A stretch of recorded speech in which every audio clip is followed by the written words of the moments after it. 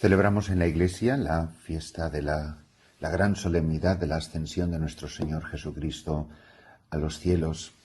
Y las lecturas de la palabra de Dios son el único camino para entender, para dejarse iluminar, dejarse penetrar por este misterio que revela el infinito amor que se tiene en las personas divinas, la una por la otra, que el Padre tiene al Hijo, que el Hijo tiene al Padre, y que ambos en el Espíritu se tienen desde toda la eternidad y se tienen también en la misma humanidad del Verbo, en su misma corporeidad, aunque ya glorificada. Y revela, por otra parte, el infinito amor que las personas divinas nos tienen a nosotros, que tanto amó el Padre al mundo que entregó a su Hijo, y que este Hijo ha venido al mundo, pero hoy regresa, hablando de una manera antropomórfica, que hoy el Hijo regresa al Padre, regresa al seno del Padre, pero regresa de una manera radicalmente nueva. ¿Cómo se explica esto en teología? Que no haya cambio en Dios y sin embargo haya una novedad. La novedad es que quien regresa, entre comillas, regresa también con una naturaleza humana que nunca será un elemento extrínseco al misterio de la Trinidad, sino que forma parte de la personalidad divina de la segunda persona, del Logos, del Verbo que se hace carne. Y ambos, Padre e Hijo, que comunican, cumplen la promesa de enviar el Espíritu Santo.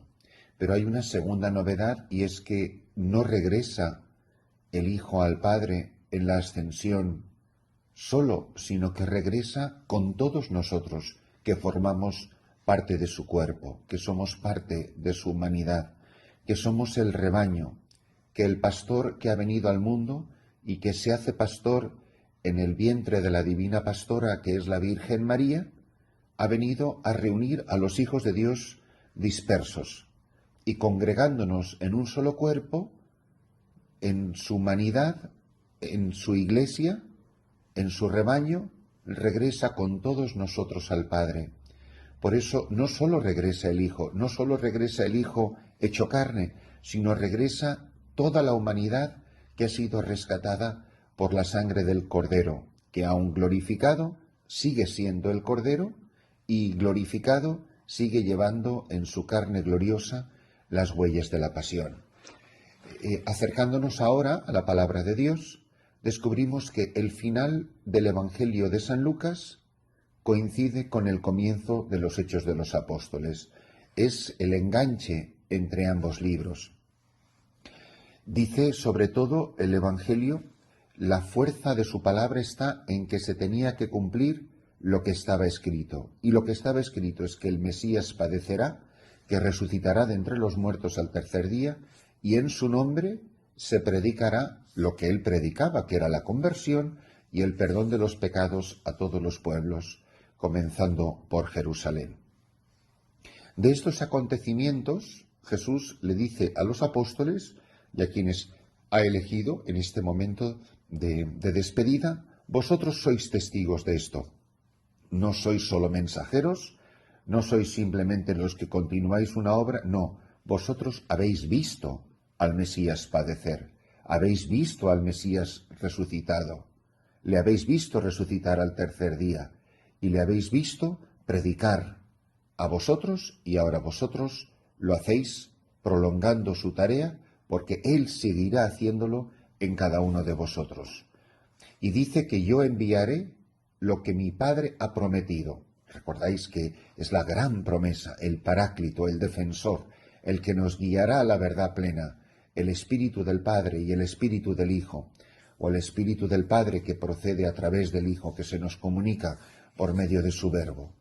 Y dice, nos invita a quedarnos en la ciudad hasta que nos revistamos de la fuerza de lo alto. La Iglesia hoy, 2019, es una comunidad de hombres y mujeres que son testigos de la Pascua de Jesús y que han conocido estos misterios y que han quedado revestidos de la fuerza de lo alto. Nosotros ya no somos los apóstoles que huyeron, que eran cobardes, que tenían miedo, que se sentían incapaces de comunicar los misterios que Jesús les había mandado. Hay algo radicalmente nuevo. Cristo resucitado ha comunicado la victoria de la Pascua a estos hombres y mujeres que ahora son testigos de Jesucristo, empezando por Jerusalén hasta los últimos rincones de la tierra. Dice que se fueron hacia Betania y levantó las manos y los bendijo. Es un gesto tan precioso de Jesús resucitado. Es la última bendición que nos va a dar antes de marchar al Padre. Y mientras los bendecía, se separó de ellos, subiendo hacia el cielo. Se postraron ante él, le adoraron, como es la Iglesia hoy, que es una Iglesia que se postra en adoración mientras le contempla. Y se volvieron a Jerusalén con gran alegría. Fijaros que antes su corazón estaba lleno de tristeza. Estáis tristes mientras el mundo está alegre, pero vuestra tristeza se convertirá en alegría. Recordáis que en todos estos evangelios anteriores se nos hablaba de la pena del corazón de los apóstoles porque veían marcharse Jesús en sus discursos de despedida, una despedida que es larguísima.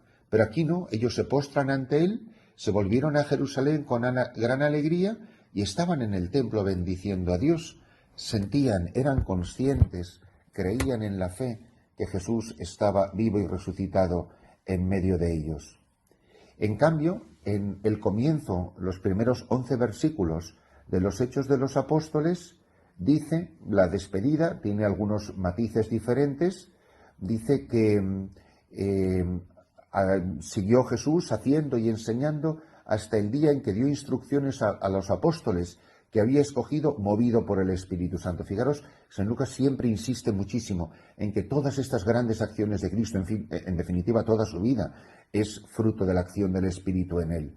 Y ascendió al cielo. Se les presentó después de su pasión, dándoles numerosas pruebas de que estaba vivo, apareciéndoseles durante 40 días y les habló del reino de Dios. Y aquí hay un detalle muy importante, dice, una vez que comían juntos. Fijaros que es extraordinario cuántas veces aparece Jesús comiendo después de la resurrección. Es decir, cuando ya no es necesario para Jesús, porque Cristo resucitado ya no necesita de alimentarse como cuando estaba en la tierra, es un gesto que querrá repetir muy frecuentemente en esos 40 días, precisamente para indicar el realismo de su naturaleza humana aún glorificada, que es Él, como por ejemplo dirá a Tomás, tócame y verás que no soy un fantasma, que soy de carne y hueso, como cuando está a la orilla del lago y le dice, muchachos, ¿tenéis algo de comer?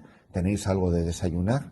Para indicar el realismo de que es Él, de que no es un fantasma, de que no es una fantasía, de que no será una apariencia, como dirán los primeros herejes, los docetistas. No, dice que mientras comían juntos, da una circunstancia muy importante, muy concreta, muy tangible. Les dice otra vez, como aparecía al final del Evangelio de San Lucas, no os alejéis de Jerusalén, aguardad que se cumpla la promesa de mi Padre, que es el regalo, el don del Espíritu Santo, de la que yo os he hablado. Juan bautizó con agua, dentro de pocos días vosotros seréis bautizados con Espíritu Santo. La Iglesia hoy es una comunidad de hombres y mujeres bautizadas en el Espíritu Santo, que han sido revestidas del poder. Y ellos les rodearon preguntándole, ¿es ahora cuando vas a restaurar el reino? Jesús les dice, no os toca a vosotros conocer los tiempos y las fechas que el Padre ha establecido con su autoridad. Cuando el Espíritu Santo descienda sobre vosotros, recibiréis la fuerza para ser mis testigos en Jerusalén, en toda Judea, en Samaria y hasta los confines del mundo. De aquí nace la obra misionera de la Iglesia, de aquí nace la obra evangelizadora de la Iglesia, de aquí nace la responsabilidad que tiene todo bautizado de ser testigo con la palabra y con la vida de los misterios del Señor. Y entonces le vieron levantarse hasta que una nube se lo quitó de la vista. Aquí hay algo que no sé si es correcto o no es correcto, pero es un hecho, y es que por más que nosotros sabemos por la teología que Jesús no se separa de nosotros cuando asciende al cielo, como no se separa del Padre cuando desciende al vientre de la Virgen María, igual que no se separa de su Padre por venir a este mundo y encarnarse, no se separa de nosotros por haber ascendido a los cielos. Pero esta sensación psicológica, por llamarlo de alguna manera, es inevitable, porque las palabras eso es lo que indican. Cuando viene a nosotros es como si el Padre se queda en el cielo y ahora está caminando por las orillas de los lagos. Y ahora, cuando le vemos en la ascensión, esta sensación que tienen los apóstoles de separación, que se quedan mirando al cielo, que se quedan mirando hacia lo alto, que se quedan mirando hacia las nubes.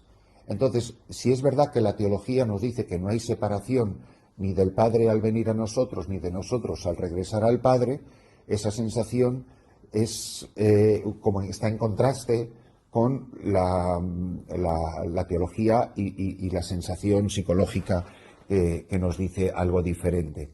Por eso siempre nos va a quedar, después de la fiesta de la Ascensión, un sentimiento de añoranza, un sentimiento de querer ir a donde Él está. No se ha separado de nosotros, está aquí en medio de nosotros, pero es inevitable pensar que está en el cielo y es inevitable pensar que el cielo y la tierra no son lo mismo y que por tanto estamos en exilio, que por tanto experimentamos cierta sensación de separación y que queremos estar con Él, que queremos ir con Él. Llévame contigo, llévame en tu compañía, quiero estar junto a ti. Él nos ha dejado los signos vivientes de su presencia. De manera privilegiada nos deja su presencia real, viva, palpitante, resucitada, con sus sentimientos, con su corazón, con su pensamiento en la Eucaristía. Nos lo ha dejado en la comunidad cristiana, donde 2 o 3 se reúnen en mi nombre. Nos lo ha dejado en la persona de los ministros, sobre todo cuando celebran los misterios y hablan en la primera persona del singular. Yo te bautizo, yo te absuelvo, esto es mi cuerpo, esta es mi sangre.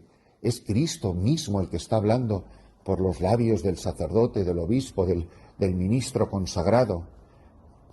Cristo está presente donde 2 o 3 se reúnen en su nombre, lo dice él mismo. Ahí estoy yo en medio de vosotros. Descubriréis mi presencia en la hermosura de todo lo que os rodea, en la hermosura de la creación.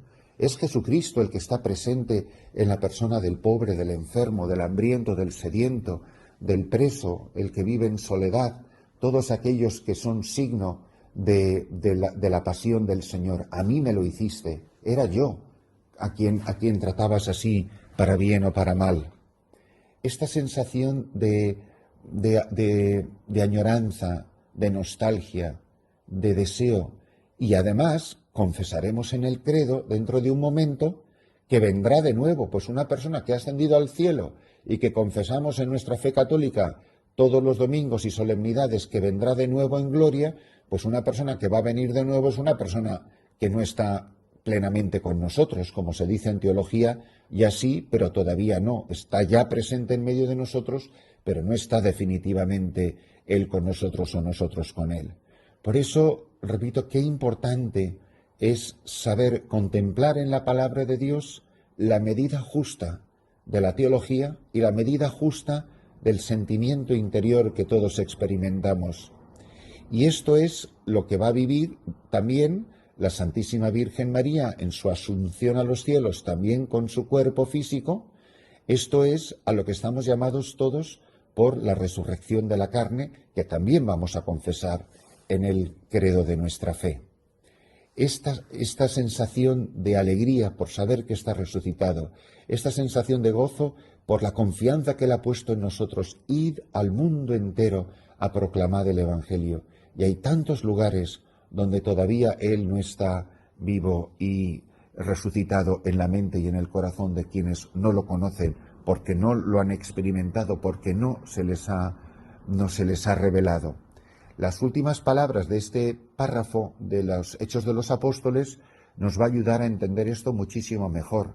Mientras miraban, dice, fijos los ojos al cielo, dice, le vieron marcharse. Viéndolo irse, se les presentaron 2 hombres vestidos de blanco, que les dijeron, Galileos, ¿qué hacéis plantados mirando al cielo? El mismo Jesús que os ha dejado para subir al cielo, volverá como le habéis visto marcharse. Es decir, otra vez, la teología que nos dice que no se va de un lado ni se va del otro, pero las palabras que nos dice la revelación y la escritura sí que nos dejan sensación de ausencia. Primero, la que experimentan los apóstoles, que se quedan mirando al firmamento, y que los mismos ángeles tienen que venir a recordarles que eso no es lo que Él les ha pedido. Se han quedado ahí pasmados mirando al cielo diciendo, no, no, no, no, vosotros tenéis una misión, tenéis una tarea, y además nosotros venimos a certificaros las palabras que el mismo Maestro os acaba de decir, que el mismo Señor os acaba de dejar, que no tenéis que estar mirando al cielo, porque el que os ha dejado para subir al cielo volverá como le habéis visto marcharse. Si le habéis visto marcharse en la ascensión, Él volverá de nuevo en gloria para juzgar a vivos y muertos, como el pastor que viene a llevarse a su rebaño, que viene a llevarse a sus ovejas. Por eso que la celebración de la palabra de Dios, que la celebración de esta Santa Eucaristía, de esta gran solemnidad, llene nuestro corazón de esperanza. Primero porque Él ha confiado en mí, Él me ha dejado una tarea. Él se ha marchado, está en medio de nosotros, por medio de su Espíritu y en los otros signos de su presencia, pero es que además nos ha dejado una misión, que es ser testigos de Cristo resucitado, de anunciar la conversión de los pecados, de bautizar en su nombre hasta los últimos confines de la tierra, para que los hombres, creyendo en su nombre y bautizándose, alcancen la salvación, entren a formar parte de su rebaño. Hoy hay muchísimas ovejas perdidas y no tenemos el derecho de quedarnos mirando al cielo o, peor aún, mirándonos el ombligo. Tenemos una tarea gigantesca que es una humanidad que puede ser en los últimos rincones de la tierra o puede ser al cruzar la calle de donde vivo, que cada uno de nosotros se pregunte si de verdad está cumpliendo con la misión, con la tarea, con el encargo que ha recibido del Señor, que es ser su testigo, que con la palabra y con la vida anunciar el Evangelio a las gentes. Esta ascensión, que es una fiesta puramente teológica, de una manera estricta, porque ya no es lo que se percibe a través de los sentidos, lo que tiene que engendrar en nosotros es una enorme esperanza. La esperanza de que Él va a volver. La esperanza de que nos ha prometido llevarnos con Él. La esperanza de que si permanecemos en su rebaño, nosotros vamos a ser salvados. ¿Y de qué sirve vivir en esta vida si no vamos a merecer vivir en la otra? ¿De qué sirve la vida en la tierra si no es camino para el cielo? Como dice Santa Teresa de Jesús en una de sus poesías. Si esta vida no es un senderito, si esta vida no es un camino para el cielo, esta vida no tiene ningún sentido, somos una vida sin rumbo. Y estamos rodeados de gente desorientada, de gente que ha perdido el oriente. Y nosotros somos los encargados, somos los responsables de que todo aquel que está extraviado pueda volver al buen camino, que todo aquel que ha perdido el sentido y la orientación de su vida pueda encontrarse otra vez con el Señor, que es en sí mismo el camino que nos lleva a la casa del Padre.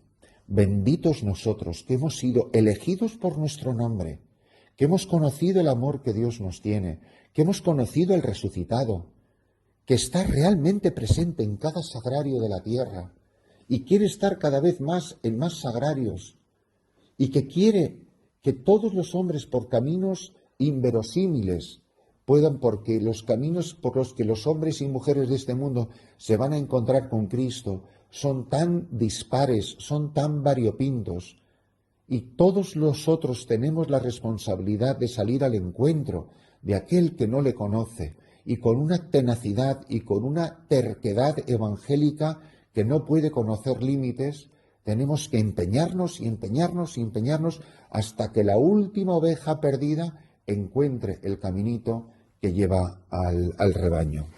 Por último, la segunda lectura nos hace en la carta a los Efesios una síntesis preciosa de quiénes somos nosotros a partir del misterio de la ascensión. Y dice el apóstol San Pablo que el Dios de nuestro Señor Jesucristo, el Padre de la gloria, os dé espíritu de sabiduría y revelación para conocerlo.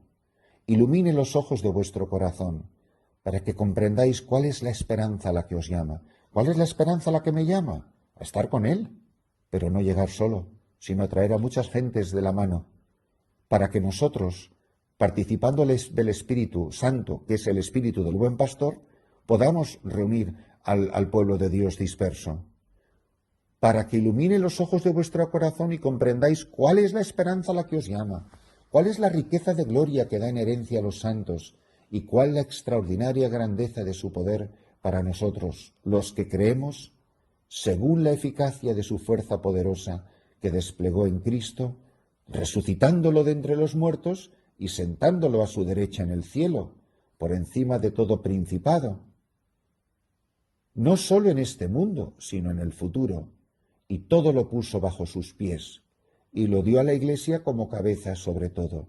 Ella es su cuerpo, somos el rebaño de los que hemos conocido al Señor resucitado y hemos creído en Él y somos sus discípulos. Ella es su cuerpo, plenitud del que lo acaba todo en todos. Es precioso ver cómo hoy la palabra de Dios no solo nos relata quién es Cristo, este acontecimiento, el de la ascensión en la vida de Cristo, sino cómo afecta, entre comillas, a la vida de la Iglesia. La vida de la Iglesia es ser el puente entre el cielo y la tierra, que el que entra en el rebaño entra en el reino, que la Iglesia, no identificándose absolutamente con el reino, sin embargo, es el instrumento, es el camino, es la colaboración para que todos entren en el reino de los cielos. Demos gracias a Dios por esta fiesta preciosa. Demos gracias a Dios por haber conocido estos misterios, pero sintamos también la enorme responsabilidad que tenemos todos de que estos grandes misterios sean conocidos y amados y recibidos por los hombres nuestros hermanos. Que el corazón de cada uno de nosotros se llene de enorme esperanza, la esperanza de estar con Jesús para siempre, de saber que no estamos en esta vida más que de paso, y que según vivamos en esta vida, mereceremos o no mereceremos estar con Él. Y no lo vamos a merecer por nuestra bondad.